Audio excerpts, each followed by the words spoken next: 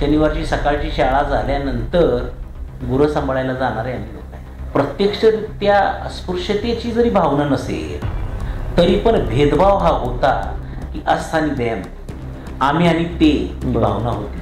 त्यामुळं आम्ही आमच्या वस्तीमधली 3 मुलं होतो. पाणी प्यायला गेलो विहिरीवर, तिथे विहिरीच्या तिथं, तर पहिल्यांदा अलिखित नियम की समाजातल्या सो कॉल्ड अपर कास्ट लोकांनी पहिलं पाणी प्यायचं आणि नंतर आम्ही. कोणी सांगितलं नव्हतं पण आपोआपच तसं व्हायचं. जेवायला वेगळं बसायचं, कोण बसवत नव्हतं, पण त्या व्यवस्थेनं ती सिस्टम तयार झाली. की 8-9 किलोमीटर गाव असताना वेळ पडली तर सायकलवर आम्ही ती व्याख्यान ऐकलेली आहे आणि आय गॉट प्रिव्हिलेज फॉर दिस. परंतु माझं पक्कं होतं, मी काम करेल तर ह्या आंबेडकरी चळवळीची जी आपली मुख्य संस्था आहे, म्हणजे खऱ्या अर्थानं मातृसंस्था, त्याच्याच कुठल्या तरी विंगमध्ये मी काम करेन. तुम्हाला सांगतो, मानपूरची झोपडपट्टी, एकता नगर, टॉयलेटला लोक त्या जातात, तिथं आंघोळ करून दिवस काढले साहेबांनी.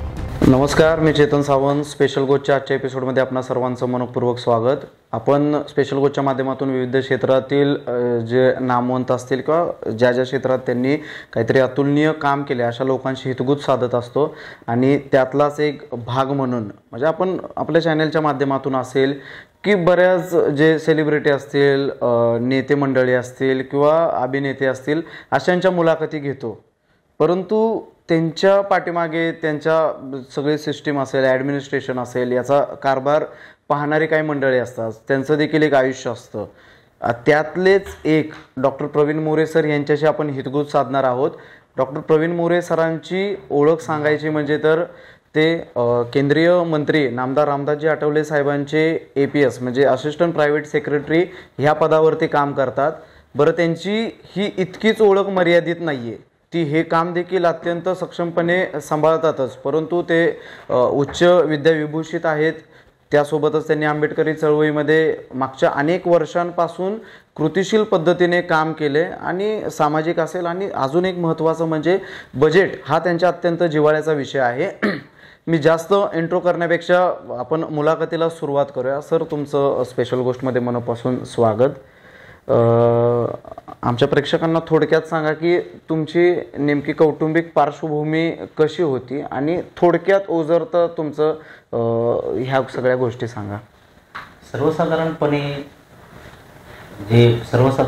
ज्या एक गरीब कुटुंबातली जी परिस्थिती असते तशाच पद्धतीची आणि थोडीशी मध्यम वर्गाकडे जाणारी परिस्थितीचं कुटुंबातनं मी आलेलो व्यक्ती आहे. ऑब्व्हियसली खेडेगावामधून सातारा जिल्ह्यामधील नुने नावाचं एक गाव आहे सातारा तालुक्यात, एक 7-8 किलोमीटर, त्या गावचा मी आहे. त्यामुळं सर्वसाधारण कुटुंब जे असतं शेतीवर अवलंबून असणारं त्यातलाच मी एक घटक आहे. परंतु बाबासाहेब आंबेडकरांच्या चळवळीशी संबंधित असल्यामुळं ज्या ज्या बुद्धिस्ट वसाहती वस्त्या ज्या पुढारल्या आणि त्यांना शिक्षणाचं महत्त्व कळलं, त्यामुळं तुम्हाला सांगतो की आम्ही 5 भावंडापैकी म्हणजे आम्ही 3 आणि त्याच पद्धतीनं बाकी आमच्या कुटुंबातले म्हणजे चुलत भाऊ वगैरे सगळे मिळून तर पोस्ट ग्रॅज्युएशनपर्यंत जाणारे 3 लोक आहेत. बरं, म्हणजे बाकी काही माहीत नसलं तरी पण उच्च शिक्षण घेतलं पाहिजे आणि ते आपल्याला आपण शहरामध्ये जाऊन पण घेतलं पाहिजे आणि पुढच्या शिक्षणाला मुंबईला गेलं पाहिजे, ही भावना मात्र कुटुंबामध्ये होती. अशा पारी सर्वसाधारण म्हणजे शनिवार रविवार आमचा जो आहे, शनिवारची सकाळची शाळा झाल्यानंतर गुरं सांभाळायला जाणारे आम्ही लोक आहे. बरं, डोंगरामध्ये आणि गायी आमच्या घरात पहिल्यापासून होत्या आणि शनिवार रविवार म्हणजे आमचा तोच कार्यक्रम. आणि बाकीच्या दिवशी काय, सकाळी घरातल्यांनी स्वयंपाक बनवून ठेवला की आपलं शाळेत जाण्यापूर्वी खायचं, दुपारी गावातच शाळा असल्यामुळे यायचं. प्राथमिक शाळा थोडी लांब होती त्यावेळेस आम्ही डबा घेऊन जायचं आणि ह्या पद्धतीचं सर्वसाधारण होतं. परंतु मला आठवतं की भेदभावाची जी गोष्ट ग्रामीण भागामध्ये शिक्षण व्यवस्थेमध्ये जाणून ती मी अनुभवलेली आहे. माझ्या गावापासून 1-2 किलोमीटर अंतरावर असणाऱ्या 4थीपर्यंतच्या शाळेला मी जात असताना वर्गात पाठीमागं बसायचं. बरं, आणि मग शाळा सुटली की पहिलं पळायचं. आणि सर्वसाधारण काय होतं की त्यावेळेस जरी प्रत्यक्षरित्या अस्पृश्यतेची जरी भावना नसेल तरी पण भेदभाव हा होता की अस्थानी दयम, आम्ही आणि ते ही भावना होती. त्यामुळं आम्ही आमच्या वस्तीमधली 3 मुलं होतं. पाणी प्यायला गेलो विहिरीवर, तिथे विहिरीच्या तिथं, तर पहिल्यांदा अलिखित नियम की समाजातल्या सो कॉल्ड अपर कास्ट लोकांनी पहिलं पाणी प्यायचं आणि नंतर आम्ही. कोणी सांगितलं नव्हतं पण आपोआपच असं व्हायचं. आणि त्यामुळं ना की जेवायला वेगळं बसायचं, कोण बसवत नव्हतं, पण त्या व्यवस्थेनं ती सिस्टम तयार झाली. आणि त्यामुळं ना आज मी असं म्हणतो की बरीचशी मुलं ड्रॉपआउट मागासवर्गीय झालेली आहे. त्याचं कारण हे त्या बालवयामध्ये भेदभावाची जाणीव त्यांना झाली. आणि त्यामुळं ना की फ्युचरमध्ये मी अत्याचाराच्या प्रश्नावर काम करायला लागलो. माझं उच्च शिक्षण झाल्यानंतर त्याची एक बाजू अशी होती की बालपणामध्ये या भेदभावाच्या गोष्टीनं स्पर्श केला होता. त्यामुळं अन्यायाच्या प्रति, अन्याय करणाऱ्याच्या व्यवस्थेच्या प्रति प्रचंड राग, आणि त्यामुळं अशा विध्वंसक आम्ही तयार नाही झालो.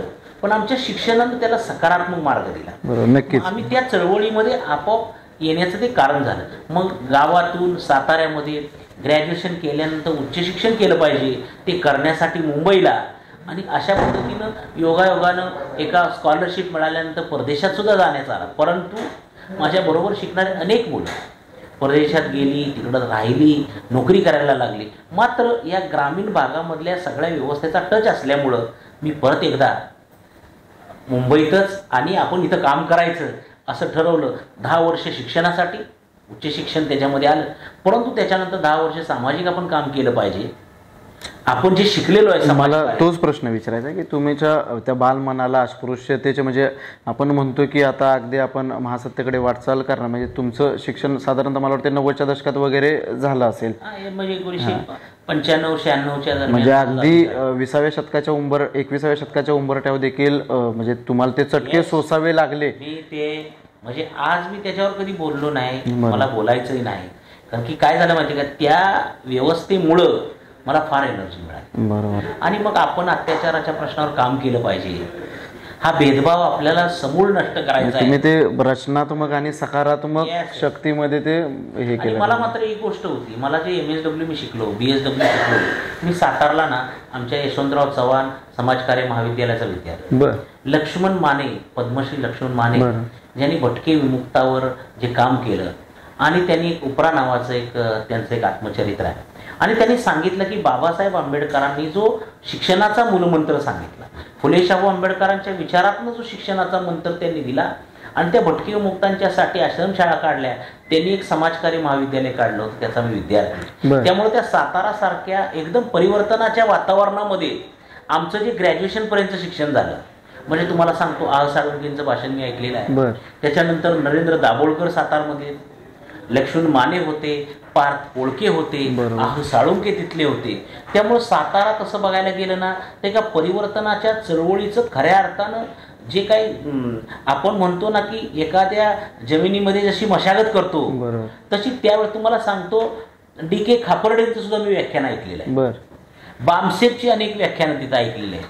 मी काशीराम साहेबांचं सुद्धा लेक्चर सातारमध्ये ऐकलेलं आहे. म्हणजे तुम्हाला सांगतो, अगदी अंधश्रद्धा निर्मूलनापासून आपल्या ज्या क्रांतिकारी आंबेडकरी चळवळीचा सुद्धा जो वाण होता, तो त्या साताराच्या परिसरामध्ये होता.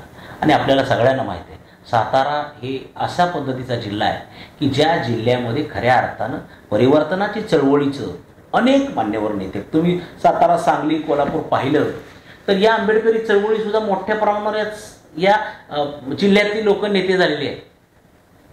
परंतु खऱ्या अर्थानं तिथलं जे त्या आश्रमशाळा, त्या लक्ष्मण मानेंच्या MSW कॉलेज, त्याच्यानंतर त्या परिवर्तन चळवळीचं, नंतर तिथे एक विचारवेध संमेलन व्हायचं. डॉक्टर राजेंद्र कुंभार सारखा एक वैज्ञानिक दृष्टिकोन वाला माणूस तिथं होता. डॉक्टर विजय माने सारखा भटकेमुक्त समाजाला एक दिशा देणारा प्राध्यापक तिथं होता. ह्यातले अर्धे निम्मे तर आम्हाला कधी त्यांनी शिकवलंच नाही.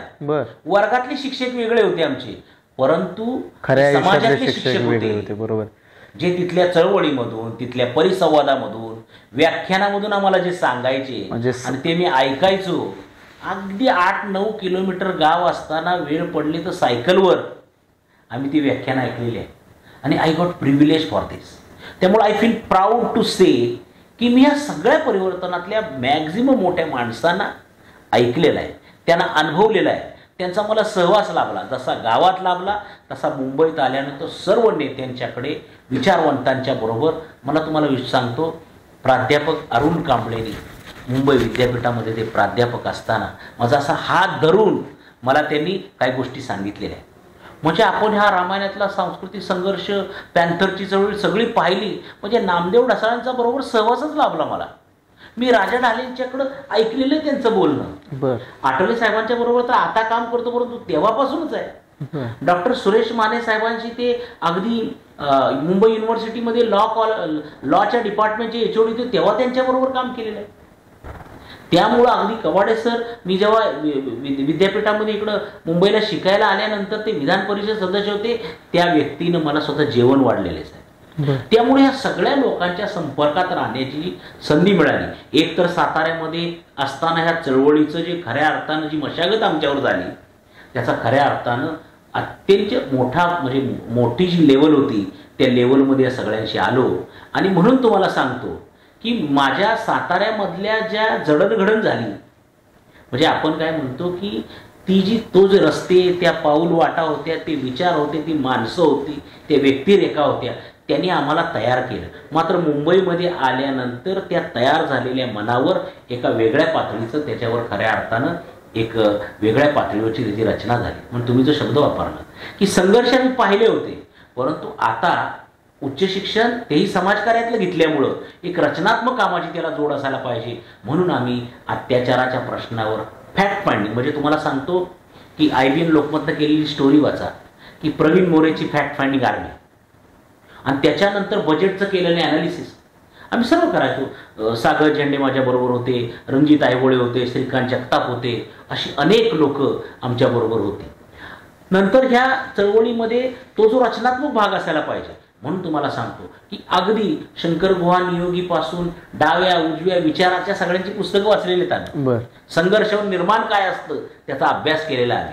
आणि मग हे केल्यानंतर आयुष्यातली 10 वर्ष आपण जे शिकलो त्याच्यात समाजकार्य केलं. नक्कीच, म्हणजे तुम्ही फार नशीबवान आहे की साताऱ्यात देखील तुमची परिवर्तनवादी विचारांची बैठक पक्की झाली.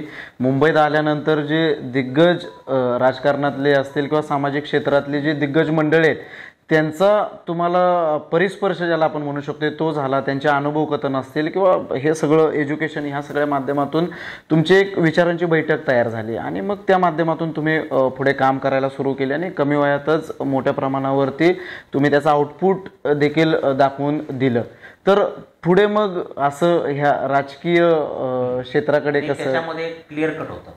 मी ठरवलं होतं, मी खरोखर ठरवलं होतं 10 वर्ष शिक्षण झाल्यानंतर समाजकार्य करायचं. 10 वर्षांनंतर आपण जरा वेगळ्या पद्धतीचं काम करू. परंतु माझं पक्कं होतं, मी काम करेल तर ह्या आंबेडकरी चळवळीची जी आपली मुख्य संस्था आहे, म्हणजे खऱ्या अर्थानं मातृसंस्था आपण, त्याच्याच कुठल्या तरी विंगमध्ये मी काम करेन. हे ठरलं होतं. हा क्लिअर कट. माझे एक मुंबईत आल्यानंतर आणखी एक गुरु ॲड झाले, डॉक्टर डोंगरगावकर, GK डोंगरगावकर, सत्याग्रह महाविद्यालय त्यांचं आहे, खारघरमध्ये असतात, आपले सिद्धार्थ कॉलेजचे व्हाईस प्रिन्सिपल होते. त्यांनी मला एकदा सहज सांगितलं की प्रवीण काय करणार तुम्ही? तर त्यांनी मला सांगितलं होतं की कुठेही जा तुम्ही, प्राध्यापक व्हा, म्हणजे धार्मिक काम करा, सामाजिक काम करा, राजकीय काम करा, परंतु बाबासाहेब आंबेडकरांनी दिलेल्या मातृसंस्थांमध्येच काम करा. त्यामुळं मी निर्णय घेतला की आपण कॉलेज 10 वर्ष माझं समाजकार्याचं शिक्षण झाल्यानंतर जर काम मी करेन तर मी रिपब्लिकन पक्षातच काम करेन.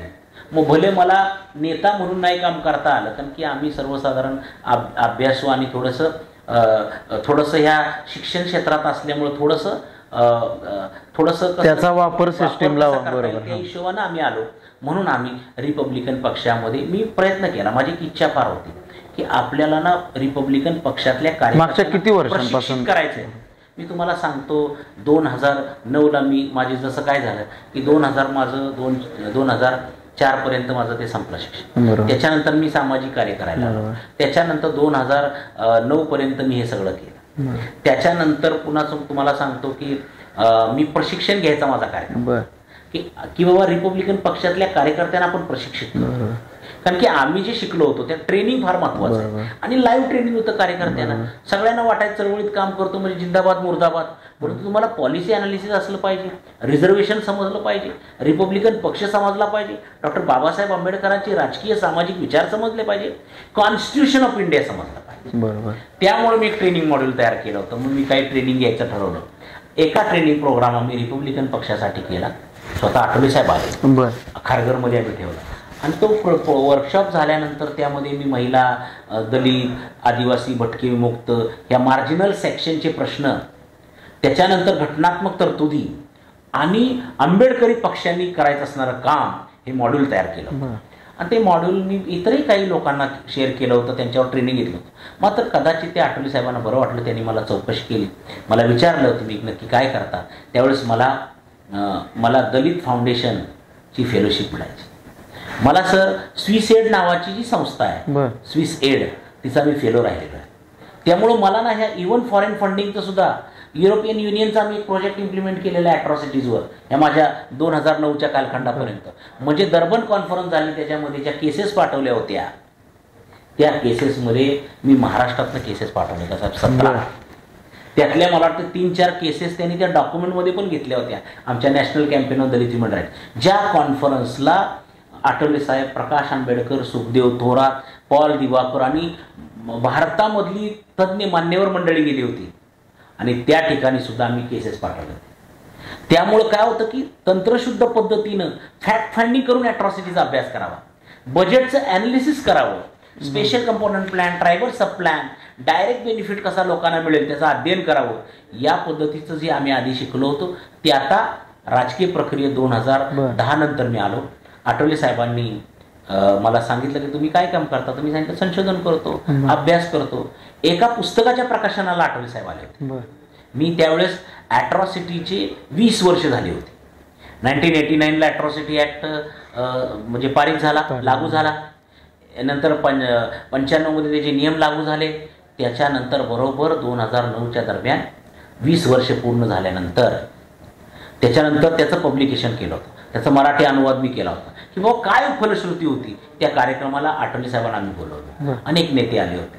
आणि मग त्याही कार्यक्रमाला ते आले, आमच्या प्रशिक्षणाच्या कार्यक्रमाला आले. आम्ही कधी आलो तर काय होतं की समाजाचा नेता म्हणून आठवले साहेबच होते.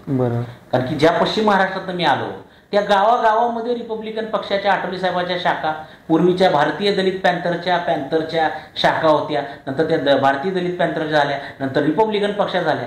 हे काय आम्ही त्यात प्रत्यक्ष नव्हतो, परंतु जे पॅन्थर लोक होते ते जवळनं मी पाहिले. आता तो वारसा इकडे मिळाला मला. त्यामुळं मग आपल्याला जाण्यासाठी रिपब्लिकन पक्षानं आठवले साहेबांनी सांगितले तुम्ही या, आपण काम करू. साहेब तुम्हाला सांगतो, आठवले साहेबांना विचारलं मला तुम्हाला काय पगार वगैरे किती मिळतो, त्यावेळेस मला फेलोशिप वगैरे सगळ्या मिळायच्या. मग त्यांनी मला सांगितलं आता आठवले साहेब चळवळीतला माणूस असल्यामुळं लोकांना पगार कुठनं देणार, तर कुणीतरी धनिक माणसानं पगार दिला पाहिजे चळवळीतल्या लोकांचा, आपला काय खर्च आहे तो लोकांनी चालवला पाहिजे. या भावनेतनं असल्यामुळं तुम्हाला विश्वास बसणार नाही. मला ते एका त्यांच्या मित्राकडे घेऊन गेले, कांतिकुमार जैन नाव त्यांचं, आणि त्यांनी सांगितलं की हा प्रवीण आपल्याकडे काम करेल. आणि मी एका राज्य कमिटीच्या बैठकीत सांगितलं की हा प्रवीण मोरे आता माझा प्रायव्हेट सेक्रेटरी, उभा राहा. मी उभा राहिलो, हे MSW आहेत, आता हे प्रायव्हेट सेक्रेटरी असतील, झालं माझी अपॉइंटमेंट. तेव्हा आठवले साहेब खासदार पण नव्हते, नुकतीच शिर्डीची निवडणूक हारले होते.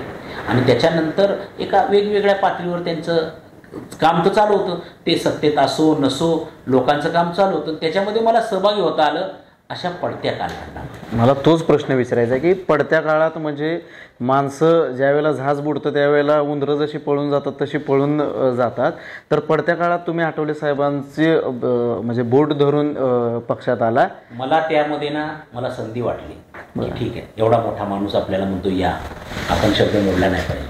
आम्ही आलो आणि मग माझा पगार ठरला 8,000 रुपये त्यावेळेला.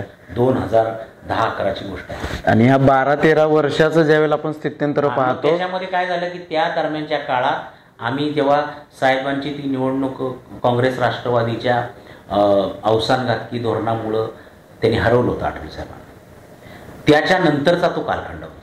आणि त्याच्यामध्ये मग आमचं अॅट्रॉसिटी झाली, आंदोलन, मोर्चे, इंदू मिलचा संघर्ष, या सगळ्या गोष्टी मला पाहता आल्या त्यांचा सेक्रेटरी म्हणून, त्यांचा PA म्हणून. त्यामुळे तुम्हाला सांगतो की आम्ही निवेदनं तयार करायचो. त्यामुळे माझ्या MSW शिक्षणाचा तिथं उपयोग होता. एक तुम्हाला किस्सा सांगतो. एकदा आम्ही अॅट्रॉसिटीच्या प्रश्नावरचं एक निवेदन घेऊन आम्ही R.R. पाटलांच्याकडे गेलो. R.R. पाटील तेव्हा गृहमंत्री होते.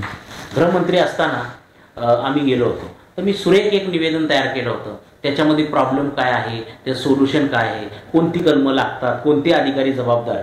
नंतर त्या बैठकीमध्ये आबा बोलले की निवेदन कुणी तयार केलंय. आठवले हा आमचं निवेदन आहे. नाही कुणी केलंय. तर आठवले साहेब सांगितले प्रवीण मोरे MSW. आठवले साहेब एखाद्या माणसाबद्दल कुठल्याही फोरममध्ये मनमोकळेपणाने सांगतात आणि ते माझ्याबद्दल त्यांनी अनेक वेळा सांगितलं की प्रवीण काम करणारा कार्यकर्ता. आणि मग ते सांगितल्यानंतर म्हणल्यावर हे एवढं निवेदन आम्हाला इथं आमच्या अधिकाऱ्याला सांगता येणार नाही बोलले, एवढं सुरेख केलेलं. आणि मग त्यातून काय झालं, माझं जे समाजकार्याचं शिक्षण होतं त्यातून आम्ही निवेदनं तयार करायला लागलो. म्हणजे इंदू मिलचं जेव्हा प्राईम मिनिस्टरला भेटायचं आमचं मनमोहन सिंग यांना डेलिगेशन गेलं होतं त्यावेळेचं सुद्धा निवेदन करण्याची जबाबदारी माझ्यावर आली होती. अर्थात आठवले साहेब मुद्दे द्यायचे, परंतु ते आर्टिक्युलेट करणं, ते काम करण्याची मला संधी मिळाली. मग आम्ही तुम्हाला सांगतो इंदू मिलचा त्यावेळी संघर्ष मोठा होता. आंदोलनं वगैरे सुरू झाली होती. त्या दरम्यानच्या काळात 2013-14 सुरू झालं. त्याच्यानंतर राजकीय प्रक्रिया पूर्ण बदलली. आठवले साहेबांनी शिवशक्ती भीमशक्तीच्या संदर्भामधली भूमिका घेतली. आंबेडकरी चळवळीच्या दृष्टिकोनातून एक क्रांतिकारी पाऊल ते होतं. त्याच्यामधला पहिला विशेषांक शिवशक्ती भीमशक्ती सत्तेकडे हा विशेषांकाचं संपादन मी केलं होतं आणि तो विशेषांक काढला आणि त्याची जी भूमिका होती आठवले साहेबांची ती लोकांच्या समोर आणण्यासाठी आम्ही प्रयत्न केला. बाळासाहेब ठाकरेंनी त्याचं प्रकाशन पण केलं होतं. मुद्दा काय आहे की त्याच्यातून आम्ही ती कशा पद्धतीने आमची वैचारिक बैठक वेगळी असली तरी आमची एक राजकीय युती आहे हे मान्यवर लोकांच्याकडून आम्ही लिहून घेतलं. तुम्हाला तो शिवशक्ती भीमशक्ती मी विशेषांक दाखवेन, तुम्हाला पटेल. आणि खऱ्या अर्थानं आठवले साहेबांनी घेतलेली भूमिका कशा पद्धतीनं एक वेगळी आहे आणि ती फक्त राजकीय युती आहे. आम्ही त्यांच्याबरोबर फक्त राजकीय सत्ता मिळवण्यासाठी गेलो ही भूमिका मांडली. आणि मग ते झाल्यानंतर 2014 नंतर पुन्हा प्रक्रिया सुरू झाली. आठवले साहेबांना संधी मिळाली, राज्यसभेमध्ये गेले. त्यामुळे मी कार्यकर्ता त्यांचा सचिव बनलो. ते राज्यसभेमध्ये गेले, पार्लमेंटची संधी मिळाली. क्वेश्चन्स वगैरे काय असतात त्याची थोडीसं ज्ञान मिळालं. 2014 नंतर 15-16 तर आठवले साहेब मंत्री झाले. आठवले साहेबांनी पहिलं लेटरवर जर लिहिलं असेल तर ते Praveen More APS to minister माझी अपॉइंटमेंट झाली. त्यामुळे 2011 पासूनचा 2014 एक टप्पा, 14 ते 16 नंतर मी APS झालो. आजच्या तारखेला माननीय मंत्री महोदय रामदासजी आठवले साहेबांचा APS म्हणजे असिस्टंट प्रायव्हेट सेक्रेटरी, सहाय्यक खाजगी सचिव म्हणून माझी त्यांनी नेमणूक दिली. It's an gazette position. जे काय मिनिस्ट्रल स्टाफ असतो पर्सनल, जे 13 लोक असतात त्यामधली सेकंड पोझिशन असते ती त्या माणसाने मला दिली. म्हणजे एका IS अधिकाऱ्याचा दर्जा, एका जॉईंट सेक्रेटरीचा दर्जा, म्हणजे बिहाफ ऑफ द मिनिस्टर आपल्याला जो मिळतो तो ह्या चळवळीमुळे मला मिळाला. जो आठवले साहेबांच्या ह्या चळवळीमध्ये आम्ही सहभागी झालो, आंबेडकरी चळवळी सहभागी झालो. त्यामुळे आज माझं लेटर हेड आहे, गव्हर्नमेंट सिम्बॉल असणार. मला अगदी त्याच प्रश्नावरती यायचं आहे की आठवले साहेबांची नजर देखील एकदम रत्नपारखी. चळवळीनं मला अधिकारी बनवलेला आहे. लोकांना परीक्षा देऊन अधिकारी बनतात. मी चळवळीतला काम करणारा माणूस अधिकारी बनलो. भले ती पोस्ट मिनिस्टर स्टाफची का असणार, परंतु या चळवळीमुळे मी बनलोय. म्हणून आमच्या रिपब्लिकन पार्टीतल्या कार्यकर्त्यांना मी सांगतो तुमच्या चळवळीमुळे मी अधिकारी झालेलो आहे. मला हाच प्रश्न विचारायचा आहे की आठवले साहेबांची नजर किंवा त्यांचं नेतृत्व देखील रत्नपारखी प्रकारचं आहे. तर तुम्ही सांगितलं की नाट्याचे 2 अंक होते, पडता काळ होता, आज एवढं चांगलं भरभराटीचे दिवस आहेत. तर हे सगळा काळ तुम्ही बघितला. आठवले साहेबांना संपूर्ण देश ओळखतो, पण तो माध्यमांच्या माध्यमातून किंवा कार्यकर्ते ओळखत असतील किंवा त्या चळवळीतले कार्यकर्ते ओळखत असतील ते कार्यक्रमाच्या माध्यमातून काम करण्याच्या पद्धतीतून. परंतु तुम्ही मागच्या 13-14 वर्षांपासून दिवस रात्र आठवले साहेबांच्या सोबत आहात. मग ते काम पाहताय, त्यांचं वैयक्तिक आयुष्य पाहताय, सगळ्या गोष्टी पाहताय. तर एक माणूस म्हणून आठवले साहेबां तुमच्या दृष्टीने कसे आहेत? बेसिकली ना, तुम्ही जो प्रश्न विचारला ना की देश पातळीवर त्यांचं जे नेतृत्व आहे, आठवले साहेब बेसिकली ना एक ऑर्गनायझर माणूस आहे. म्हणजे माणसांना जमा करणं, माणसं शोधणं आणि ती आपल्याबरोबर घेणं, हे जे ऑर्गनायझिंगचं कौशल्य आहे ते मला असं वाटतंय की आंबेडकरी चळवळीमध्ये त्यांच्याकडं फार मोठी कला आहे. ती म्हणजे 30-40 वर्ष त्यांच्याबरोबर लोक आहेत. आणि मी जे पाहिलं की त्यांच्यातला जो माणूस, कारण काय जसं तुम्ही सांगितलं, आम्ही ट्रेननं प्रवास केला आहे. ते माजी खासदार असताना, नंतर खासदार असताना ट्रेनमधून प्रवास केलेला आहे. त्याच्यानंतर कार्यकर्ते डबा घेऊन येणार.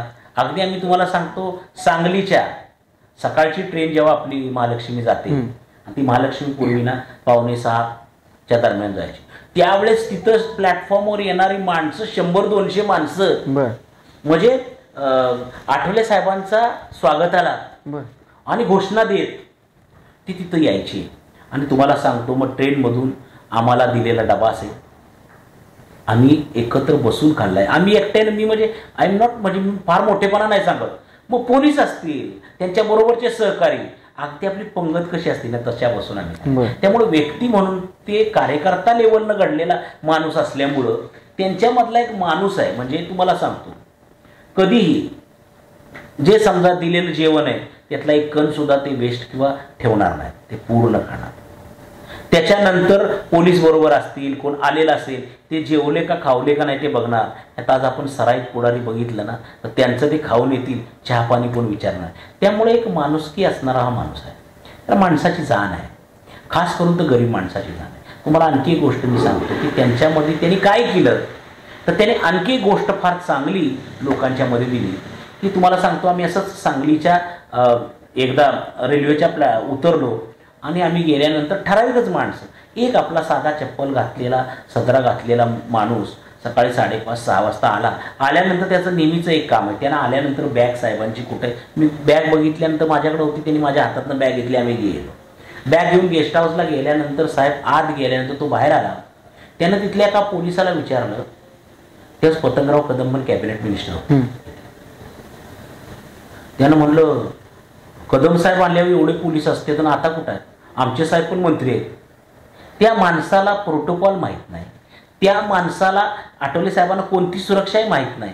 परंतु त्याच्या मनामध्ये काय होतं, किंवा नेत्याला बाकीच्या एवढं तुंबळा सगळा लवाजमा येतो, माझ्या नेत्याला का नाही, म्हणजे त्या माणसाला ना ह्या चळवळीत असल्यामुळं फाटक्या माणसाला सुद्धा एक आत्मविश्वास होता. कारण की त्या माणसांना या पद्धतीची बंडखोर वृत्ती, व्यवस्थेच्या विरोधात बोलण्याची, की मोठ्या अधिकाऱ्याला त्यानं जाब विचारला. एकदा अशीच एक महिला आली होती, परभणीची तर कुठली होती, आली आणि सांगितलं की आमच्या शेतात गायरानात जनावरं सोडली आणि आम्हाला मारलं. आठवले साहेबांनी त्या महिलेला प्रश्न विचारला, तू का नाही मारलंस? बाई म्हणले, तर मी कसं मारणार, एवढी पुरुष आले. आठवले साहेब म्हणले, पुरुष जरी असतील तरी तू मारलं पाहिजे. त्या बाईच्या मध्ये ऊर्जा निर्माण झाली. आणि तुम्हाला सांगतो, 2 महिन्यात ती बाई परत आली. ती सांगायला आली होती की माझ्या शेतात नंतर मी दगडानं त्यांना मारलं, त्या माणसांना त्यांचा केला, त्यांना विरोध केला. आठवले साहेबांनी ही बंडखोर वृत्ती सामान्य माणसामध्ये निर्माण केली. त्यामुळे सांगलीचा तो गेस्ट हाऊसवर आलेला कार्यकर्ता त्या तिथल्या पोलीस अधिकाऱ्याला जाब विचारतो, माझ्या साहेबाला का आला नाही तुम्ही तिथं घ्यायला. तुम्हाला सांगतो, त्या गेस्ट हाऊसवर ते सगळं हा वाद झाल्यानंतर पुन्हा त्याला आपण गार्ड लावणं म्हणतात, त्या रूमच्या बाहेर 4-5 पोलिसांचं गार्ड आणि जवळजवळ 15 पोलीस इथं आले. आणि ह्या बाईनं जेव्हा बोलल्यानंतर आय फील ऑल्सो प्राऊड की बाबा, आंबेडकरी विचारातली आणि पॅन्थरची जी भूमिका असते अन्यायाच्या विरोधात उभं राहण्याची, आपण जरी पूर्ण सक्षम नसल तरी पण समोरच्याला अन्याय केल्यानंतर त्याला आपण भिडलं पाहिजे, ही बंडखोर वृत्ती त्यांनी माणसाच्या मनामध्ये दिली. हे मी त्याला जवळनं पाहिलेलं आहे. म्हणजे आमचा गाडीतच कार्यक्रम होतो. आम्ही जरी विमानानं कोल्हापूरला उतरलो आणि कोल्हापूर एअरपोर्टवरून जेव्हा एखाद्या कार्यक्रमाच्या ठिकाणी जात असत, तेव्हा कोल्हापूरचे प्रमुख लोक बसले, शहाजी कांबळे बसले, उत्तम दादा बसले, तर तिथलं असणाऱ्या लोकांचं कामं गारानी फोन लावणं, युती कुणाशे त्याला फोन लावणं, हे काम चालू राहतं. मग नंतर आम्ही 10-7-8 किलोमीटर आल्यानंतर स्वागत करायला माणसं, 100-200 माणसं तिथं. अरे आपली गरीब माणसं, परंतु ती प्रेम करणारी माणसं आहेत. आठवले साहेब तुम्हाला सांगतो, जेव्हा मंत्री झाले तेव्हा तुम्हाला एक मायन्यूट ऑब्झर्वेशन सांगतो, किंबहुना दुसऱ्याही आंबेडकरी नेत्यांच्या बद्दलचं ऑब्झर्वेशन असं आहे. एका माणसानं मंदार भारदेनं आर्टिकल लिहिलं. आठवले साहेब मंत्री झाले आणि वेगवेगळ्या जिल्ह्याच्या ठिकाणी बाबासाहेब आंबेडकरांच्या पुतळ्याला लोक हार घालत होते. आंबेडकरी चळवळीचं यश आहे की त्यांना असं वाटतं की प्रातिनिधिक का होईना रिपब्लिकन पक्षाला, आंबेडकरी समुदायाला नेतृत्व मिळालेलं आहे, त्यांना मंत्रिपद मिळालेलं आहे आणि हा बाबासाहेबांच्या विचाराचा विजय आहे. त्यामुळे मंत्री झाले साहेब आणि हार बऱ्याचशा ठिकाणी लोकांनी जमवून बाबासाहेबांच्या पुतळ्याला घातले. मला असं वाटतंय की आठवले साहेबांच्या जवळ त्यांचा सचिव म्हणून काम करत असताना मी जे पाहिलं की कार्यकर्त्यांच्या मोहळामध्ये राहणारा माणूस, लोकांना आपल्यासा वाटणारा माणूस, आता तर फोटो काढणाऱ्यांची सुद्धा मोठी संख्या झालेली आणि क्रॉस कटिंग लोकांचा त्यांचा संपर्क आहे. म्हणजे तुम्हाला सांगतो की इथल्या प्रस्थापित नेत्याला सुद्धा फिल्म इंडस्ट्रीतली लोक ओळखत नसतील, परंतु ती सगळी लोक त्यांना ओळखतात, अवॉर्ड प्रोग्रामला बोलवतात. बिझनेस कम्युनिटीमध्ये सुद्धा त्यांची इमेज आहे आणि पार्लमेंटमध्ये त्यांचा समजा वेगवेगळ्या माध्यमातून काही विषयावर भाष्य करत असताना, कविता करत असताना एक वेगळ्या पद्धतीचा वर्ग त्यांचा एक तयार झालेला आहे. आणि त्याच पद्धतीने एक आक्रमक असणारा पॅन्थर नेता, सामाजिक प्रश्नाला एक म्हणजे त्याच्या संदर्भात सोडवणूक करण्याविषयी भूमिका घेणारा नेता, अशा सर्व अंगानं वेगवेगळ्या समुदायामध्ये हा प्रसिद्ध असणारा माणूस, ही सर्व समाजाची लोक त्यांच्या सोबत आहेत, वेगवेगळ्या समुदायाची माणसं त्यांच्या सोबत आहेत आणि त्याचबरोबर फक्त शेड्यूल कास्टच नव्हे पण इतरही समुदायातली लोक त्यांच्याबरोबर, म्हणजे काही सेगमेंटची लोक, म्हणजे जसं की उद्योगाच्या असतील, फिल्म क्षेत्र असतील, स्पोर्ट्स विभागातली सुद्धा असतील, अशा वेगवेगळ्या ज्ञान शाखेची माणसं पण त्यांच्याकडे, वेगवेगळ्या समाज घटकाची सुद्धा लोक त्यांच्या. त्यामुळे मी जो पहिलं वाक्य बोललो, he is a organiser, he is always organise people. तुम्ही मगाशी म्हटल्याप्रमाणे की तुमच्या सगळ्या गोष्टी क्लिअर कट्ट असतात, म्हणजे शिक्षण कधीपर्यंत घ्यायचं, सामाजिक काम कधीपर्यंत करायचं, राजकीय भूमिका मनात ठरवलेला आहे, तो माइंडसेट फिक्स आहे. तर आता भविष्याची वाटचाल तुमची कशा प्रकारची असेल? नाही, भविष्याचं असं आहे की मी सांगितल्याप्रमाणे 10 वर्ष आपण शिक्षण घेतलेलं आहे त्याला दिली पाहिजे, जे शिकलोय आपण त्याचा प्रयोग केला पाहिजे. सामाजिक क्षेत्रात मी काम केलं, नंतर राजकीय क्षेत्रात येण्याचा माझा निर्णय होता, तो मी आला, परंतु PA म्हणून मी आलो. परंतु ह्या क्षमता आणि मला एक स्टेटस मिळालं पदामुळे, त्यामुळे मी त्या प्रक्रियेत आलो. मला असं वाटतंय की येणारा कालखंड जो आहे त्याच्यामध्ये जे मी अलीकडच्या कालखंडात मी लेखन सुद्धा करतोय आंबेडकरी चळवळीच्या विषयी, त्याच्या कॉन्टेम्पररी विषयाच्या संदर्भामध्ये. ते मला वाटतं की काय लेखन करताय? बेसिकली मी जे विषय लिहितो ते मी बाबा, जसं की उदाहरणार्थ किंवा आंबेडकरी चळवळीचे किंवा खऱ्या अर्थानं रिपब्लिकन पक्षामध्ये काम करणाऱ्या कार्यकर्त्यांचे सक्षमीकरण कसं होईल ते लिहितो. त्याच पद्धतीने आपले सक्षमीकरण म्हणजे आर्थिक दृष्ट्या, फिनान्शियल, येस, त्याची आर्थिक उन्नती झाली पाहिजे. त्या पद्धतीने सामाजिक प्रश्नाला भिडत असताना शास्त्रशुद्ध पद्धतीनं कसं त्याला पुढे गेलं पाहिजे, त्याच पद्धतीने सोशल मीडिया, डिजिटल मीडियाचा कसा वापर केला पाहिजे, या सगळ्या गोष्टीचं मी अलीकडच्या कालखंडामध्ये लेखनही करत आहे. त्याच पद्धतीनं आजचा जो आंबेडकरी युवक आहे, आज तुम्हाला मी खरं सांगतो, आज आम्ही एका कार्यक्रमाला गेलो होतो घाटकोपरला, रमाबाई आंबेडकर नगरमध्ये. तर वॉर्ड अध्यक्षाचा मुलगा होता तो, परंतु ज्या पद्धतीचा तो बोलत होता, ज्या पद्धतीचं उच्च शिक्षण कार्यकर्त्यांच्या मुलाने घेतलेलं आहे आणि एका वेगळ्या पॅराडाईममध्ये, आज जसं तुम्ही डिजिटल मीडियामध्ये, यूट्यूब चॅनलमध्ये बोलता किंवा सोशल मीडियाच्या माध्यमातून तुम्ही येता, तशी असंख्य तरुण मुलं मी आंबेडकरी चळवळीमध्ये पाहतो. आज तुम्ही सोशल मीडियावर, फेसबुकवरच्या रिॲक्शन पहा, त्यांनी मांडलेली भूमिका पहा. तर मी बरोबर त्याच विषयावर आता विचार करत आहे की ही जी प्रचंड क्षमता असणारी आंबेडकरी युवकांची जी ताकद आहे, त्याची विचार करण्याची जी पद्धत आहे, तिला अधिक व्यापक कसं करता येईल आणि मग रिपब्लिकन पक्षाशी, आंबेडकर चळवळीशी त्याला जुळवून घेऊ. जसं की IT प्रोफेशनल्स आहेत, इंजिनियर्स आहेत, डॉक्टर्स आहेत, यांना सुद्धा कसं आपल्याला सामावून घेता येईल, ह्या मूलभूत विषयावर आपल्याला काम करण्याचं येणाऱ्या कालखंडामधलं मी काम ते ठरवलेलं आहे. आंबेडकरी चळवळीच्या भविष्याबद्दल काय धोरण आहे तुमचे, किंवा कसं असेल काल आणि आज जर आपण बघितलं तर उद्या कसं असणार आहे आंबेडकरी? निश्चितपणानं मला फार सकारात्मक आणि मी फार पॉझिटिव्ह विचार करणार आहे, कारण की ज्या पद्धतीची आंबेडकरी विचाराची तरुण पिढी मी पाहत आहे, आम्ही ज्या खेडेगावात ग्रामीण व्यवस्थेतून मुंबईमध्ये आलो त्याच्यापेक्षा अतिशय चांगली परिस्थिती आता आहे. जेव्हा सुरुवातीला आलो त्यावेळेस आम्हाला काहीच माहिती नव्हतं. कदाचित जर मी मुंबईतच असतो ना तर आता ह्याच्यापेक्षा फार पुढे गेलो असतो. ग्रामीण भागातून आम्ही आल्यानंतर माझ्यासारखी असंख्य मुलं आली आणि तेव्हा साधनं नसताना इथपर्यंत आम्ही आलो.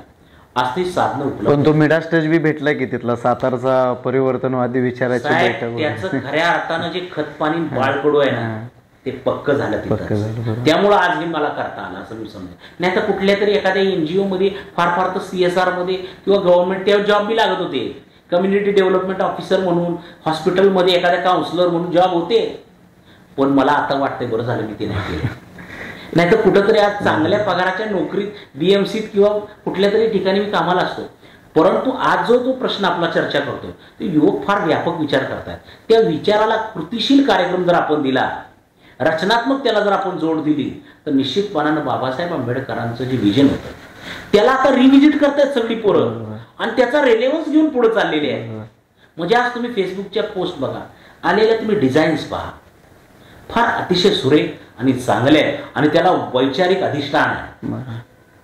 त्यामुळं आंबेडकरी चळवळीबद्दल मी फार सकारात्मक आहे. तुम्हाला खरं सांगतो, राजकीय सत्ता मिळो न मिळो तरी पण आज अनेक कार्यकर्ते लोक प्रगती करत आहेत, म्हणजे बिझनेस टाकत आहेत. त्याच्यानंतर तुम्ही शिक्षण क्षेत्रात क्रांती करत आहेत, संशोधन करत आहेत. ग्रामीण भागातली लोक चांगल्या पद्धतीची शेती करायला लागलेली आहे, सबसिडी घ्यायला लागलेली आहे, व्हेंचर कॅपिटल बोलायला लागलेले आहे, डॉक्टर आंबेडकर इन्व्हेस्टमेंट फंड बोलायला लागलेले आहे, क्रेडिट गॅरंटी स्कीम बोलायला लागलेली आहे. It is I think a future. Mechanism बदलते कुठेतरी. बरोबर. आणि त्याचाच पुढचा मला शेवटचा हा प्रश्न विचारायचा आहे की आंबेडकरी चळवळीतील तरुण असतील, तरुणी असतील, तुमच्या ह्या अनुभवाची शिदोरी घेऊन त्यांना काय तुम्ही संदेश सांगाल किंवा कशा पद्धतीने त्यांनी पुढची वाटचाल करायला हवी? मी तर त्यांना हेच सांगेन, तुम्ही कुठेही राहा, शिक्षक बना, कंपनीत कारखान्यात राहा, कुठेही राहा, परंतु बाबासाहेब आंबेडकरांनी जी वैचारिक बैठक आणि ज्या मातृसंस्था दिलेल्या आहेत त्याच्याशी संबंधित राहा. मग तुम्ही धार्मिक काम करत असाल तर बुद्धी सोसायटीशी संबंधित असलं पाहिजे. तुम्ही जर शिक्षण क्षेत्राशी काम करत असाल तर आपली जी पी सोसायटी, पीपल सोसायटीच्या माध्यमातून जे व्यापक शैक्षणिक काम चालू आहे त्याच पद्धतीने ते एज्युकेशन म्हणजे पॉप्युलर एज्युकेशन म्हणजे फक्त अभ्यासातलं वर्गातलं शिक्षण नव्हे, समाजाच्या शिक्षणाचं काम केलं पाहिजे. जर तुम्ही समाजाच्या हितरक्षणाचं काम करत असाल तर बाबासाहेबांनी समता सैनिक दलासारखा प्लॅटफॉर्म दिला होता. तशा पद्धतीचे अनेक प्लॅटफॉर्म बाबासाहेबांनी दिले. बुद्धी सोसायटी ऑफ इंडिया सारखा प्लॅटफॉर्म दिला, रिपब्लिकन पार्टी ऑफ इंडिया सारखा प्लॅटफॉर्म दिला. त्यामुळं आम्ही आंबेडकरी चळवळीतल्या युवकांनी कुठेही काही काम करू, आम्ही आमच्या ह्या मातृसंस्था बळकट करण्यासाठी, कारण की का करायच्या आहेत बळकट त्या, कारण की रिपब्लिकन पक्षाचा जो अर्थ प्रजेची सत्ता आहे, समाजातल्या शेवटच्या माणसांचा जो उत्थान करायचा आहे. मग जर प्रश्न विचारांना कामगार का मालक, तर कामगाराच्या बाजूचे आहे, स्त्री का पुरुष तर आम्ही स्त्रीच्या बाजूचे आहे. लक्षात ठेवा, आहेरे वर्गाच्या बाजूचे काय नाहिरे वर्गाच्या तर आम्ही नाहिरे वर्गाच्या बाजूचे आहे. ही रिपब्लिकन म्हणून भूमिका आहे.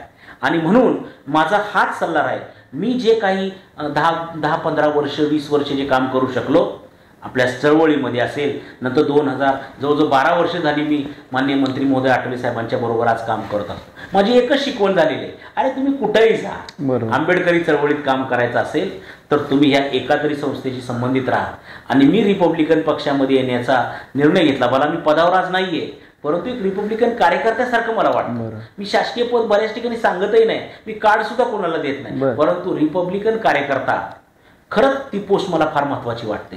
कारण की त्याच्यामध्ये जो दम आहे, जी अन्याय अत्याचाराविरोधात उभं राहण्याची जी क्षमता आहे, आपल्या शिक्षणाच्या जोरावर या जगावर राज्य करण्याची क्षमता जी निर्माण होत चालली आपल्या सगळ्यांच्या मध्ये, त्याचं मूळ मला असं वाटतंय बाबासाहेबांचा विचार आहे, फुले शाहू आंबेडकरांचा विचार आहे. म्हणून माझं हेच सांगणं आहे, माझा लाईफ एक्सपिरियन्स जर मी सांगितला तर भविष्य काळामध्ये आंबेडकरी चळवळीला फार मोठं भवितव्य आहे, परंतु त्याचा कॉन्ग्रुअन्स आला पाहिजे. म्हणजे अनेक ना पॅरलल लाईन्सनं काम चालू आहे. तुम्ही काम करताय, तुमचं चालू आहे, माझं काम चालू आहे, अभ्यासकाचं काम चालू आहे. There is need to have a कॉन्ग्रुअन्स.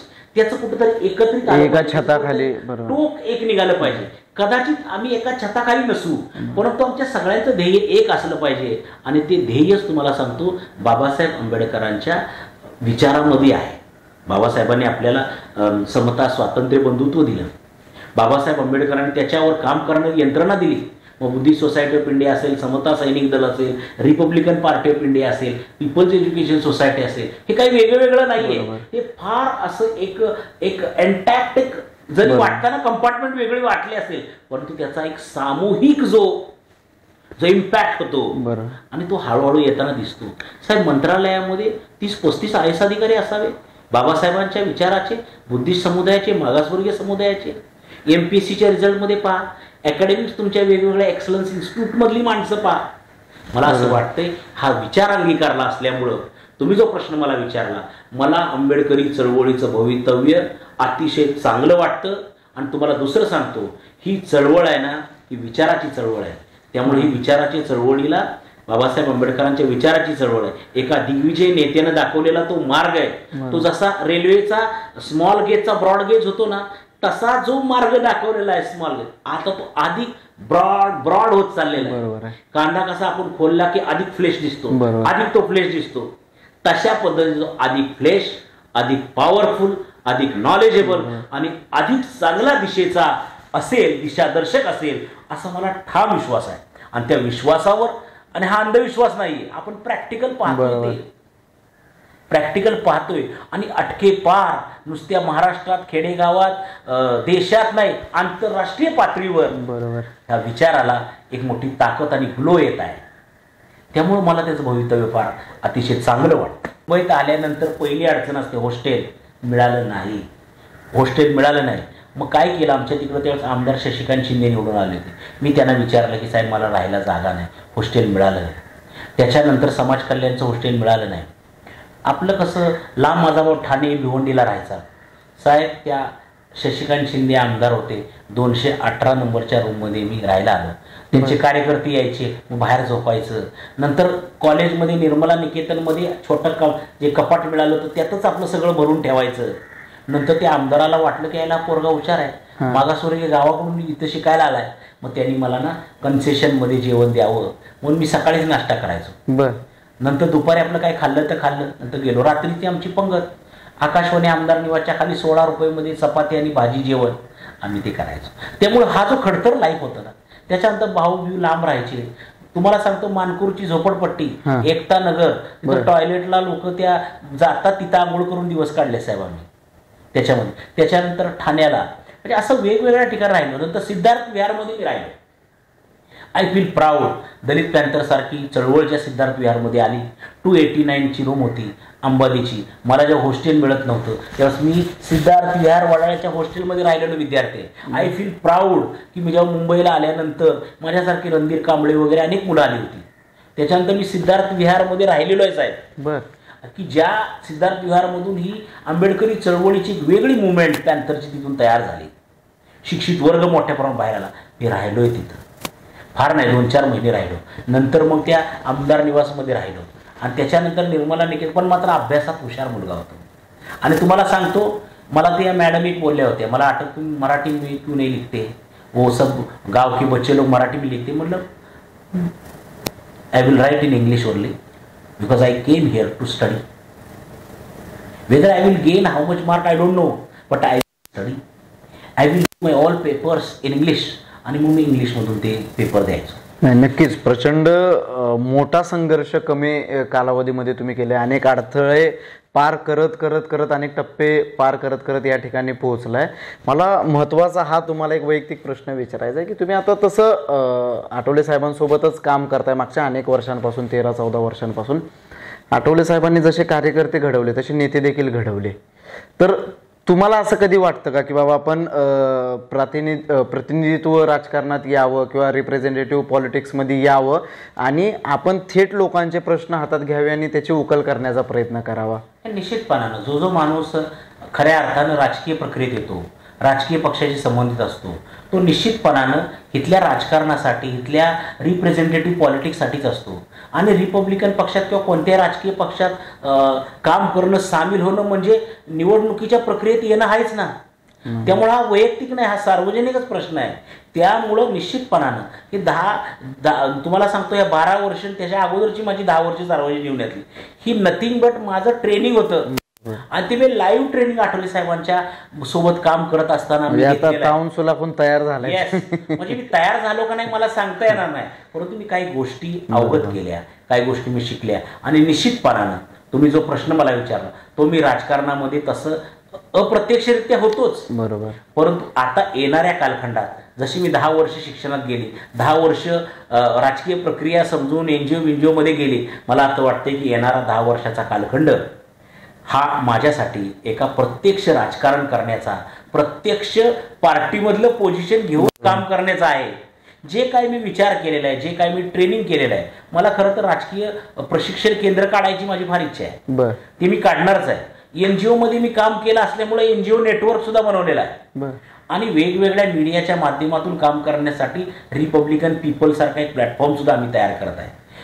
त्याच पद्धतीनं आपल्या लोकांना, मागासवर्गीय माझ्यासारख्या माणसांना, मुलांना आर्थिक उन्नती व्हावी म्हणून कनेक्टिंग पीपल नावाचा प्लॅटफॉर्म सुद्धा आम्ही तयार करत आहे.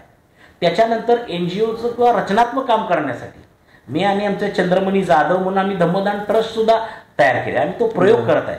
त्यामुळं प्रत्यक्ष राजकारणामध्ये, परंतु प्रजेच्या हिताचं काम करण्यासाठी, ज्या गरीबातल्या गरीब माणसाचं काम करण्यासाठी, बाबासाहेब आंबेडकरांनी दिलेल्या मार्गावर जाण्यासाठी मला असं वाटतंय राजकारणासारखा दुसरा तरुणोपाय नाही. आणि तोच एक मार्ग मला असा दिसतो की आपल्यासारख्या काही क्षमता असणाऱ्या लोकांनी, तरुणांनी राजकारणात यावं. राजकारण हा फार मोठा प्लॅटफॉर्म आहे.